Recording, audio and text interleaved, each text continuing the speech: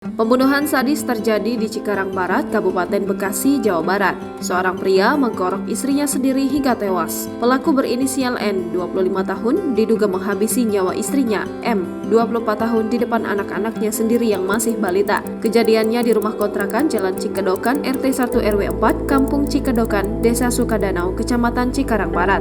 Usai melakukan aksi kejinya itu, pelaku dikabarkan telah menyerahkan diri ke Polsek Cikarang Barat. Ia sudah diamankan kepolisian. Singkat Kasih Humas Polres Metro Bekasi, AKP Hotma Sitompul. Jasad korban pembunuhan selanjutnya dibawa ke Rumah Sakit Polri Kramat Jati, Jakarta Timur untuk diotopsi. Kasus pembunuhan sadis ini kini masih ditangani Polsek Cikarang Barat dan Polres Metro Bekasi. Katanya, peristiwa pembunuhan sadis ini diketahui ketika ibu korban mendatangi rumah kontrakan pada Sabtu 9 September dini hari sekitar pukul 1.30 waktu Indonesia Barat. Saat itu ibu korban tersebut melihat anaknya sudah tergeletak tak bernyawa di atas kasur. Muki, pemilik kontrakan, membenarkan adanya peristiwa pembunuhan yang terjadi di kontrakannya tersebut. Saya dibangunin anak saya, dia dengar karena digedor-gedor sama si ibu korban.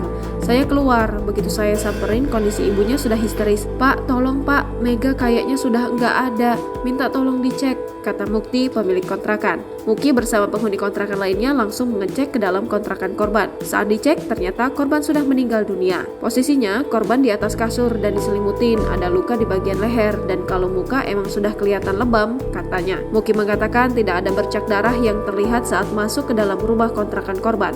Diduga pelaku sudah membersihkan darah korban yang berceceran di lantai. Tapi kayak darah di mana-mana gitu nggak ada. Sebelumnya emang udah dibersihin sama suaminya sepertinya. Muki menyebutkan aksi keji pelaku pembunuhan tersebut kemungkinan dilakukan saat ada anak-anak korban yang masih balita. Sebab dari keterangan ibu korban, pada pagi harinya pelaku sempat menitipkan anaknya ke orang tua korban. Diceritain dari kantor kepolisian, jadi katanya kejadiannya itu Kamis, kurang lebih jam 11 malam.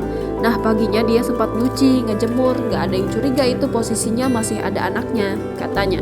Mukti melanjutkan polisi langsung tiba di lokasi kejadian untuk mengevakuasi korban dan olah tempat kejadian perkara.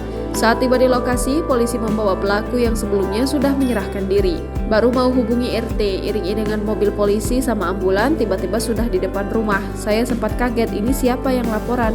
Kok tiba-tiba udah di sini? Bingung karena kita belum laporan. Ternyata si pelaku udah menyerahkan diri. Pelakunya juga ada di situ di borgol, ungkapnya. Jangan lupa subscribe, share, komen, dan like ya.